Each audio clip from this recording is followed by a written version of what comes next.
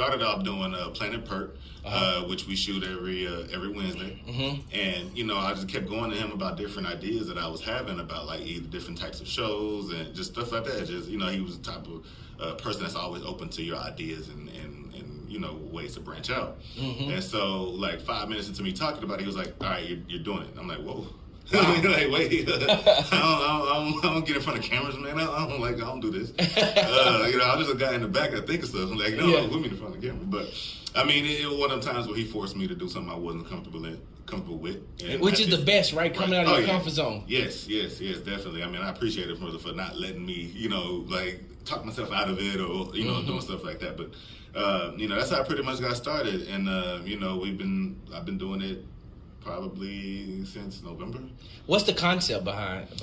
Oh man, just I like to sit down and talk with different people about maybe things that that they don't get to speak about on a normal basis. So like you know, I will sit down with you know, someone who's into fitness and speak with them about mental health and how fitness affects mental health.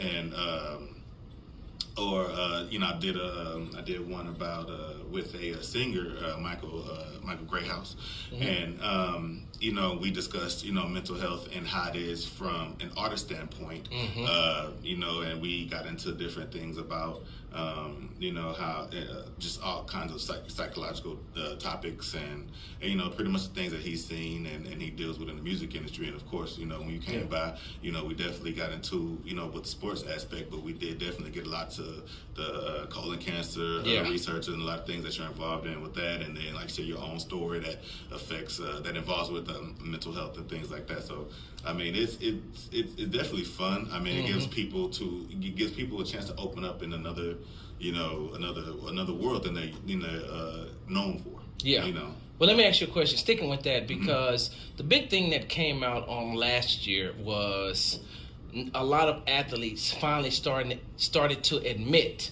that they had mental health issues. You had Kevin Love coming out saying that he had a panic attack during the Oklahoma City game, and he had to get up and leave the arena. Then you had like DeMar DeRozan came out and said that he deals with mental health issues as well. And there's a lot of other players who have come out and talked about it, up to and including the commissioner of the NBA just said 2 weeks ago when he talked about a lot of these NBA players deal with anxiety and how social media plays a part in it.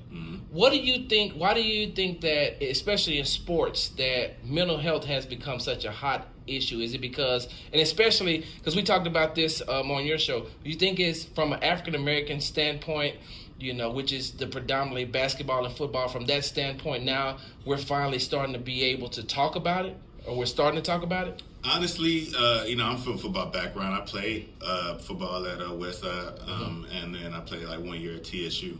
But I personally feel like it came from the CTE research, because like in sports or in football, of course, you know, like when you do research of you know, let's say a full career of a football player, it's equivalent to getting in a car wreck like every day, going 40 miles per hour, hitting a brick wall. You know what I mean? Like to the amount of impact that you put on your body, the force that you put on your body to play a full season. Yes. So then, you know, you got your CTE issues, and you got, okay, now we got how many people getting hit in the head and concussions and things like that. I think that kind of opened the doors to say, okay, well, what else is affecting? Okay. You know, what else is it? I mean, we didn't all. I mean, a lot of people probably studied the brain, but like the world wasn't big interested until people started killing themselves based on the stuff that they had in CTE and things like that. So not only do like physical impacts to your head and brain fix that, but unresolved mental issues that we kind of talked about the day when we came through, those can get big, because I mean, you can't pay your way out of